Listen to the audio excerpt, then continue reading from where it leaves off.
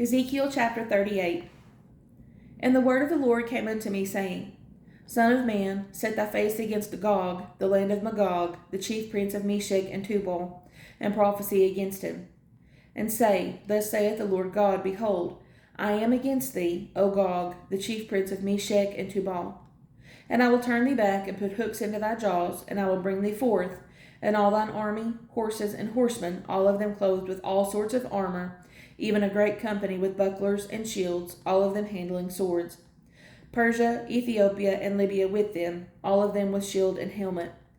Gomer and all his bands, the house of Togarmah of the north quarters, and all his bands, and many people with thee. Be thou prepared, and prepare for thyself, thou and all thy company that are assembled unto thee, and be thou a guard unto them. After many days thou shalt be visited. In the latter years thou shalt come into the land that is brought back from the sword, and is gathered out of many people, against the mountains of Israel, which have been always waste.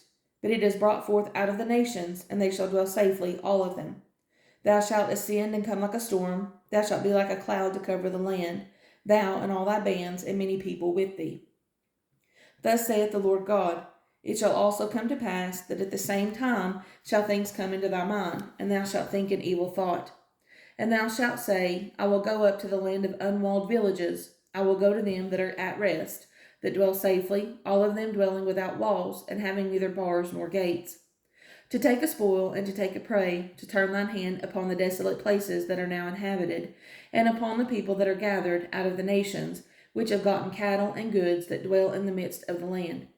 Sheba and Dedan and the merchants of Tarshish, with all the young lions thereof, shall say unto thee, Art thou come to take a spoil? Hast thou gathered thy company to take a prey? To carry away silver and gold, to take away cattle and goods, to take a great spoil? Therefore, Son of man, prophesy and say unto Gog, Thus saith the Lord God, In that day when my people of Israel dwelleth safely, shalt thou not know it. And thou shalt come from thy place out of the north parts, thou and many people with thee, all of them riding upon horses, a great company and a mighty army.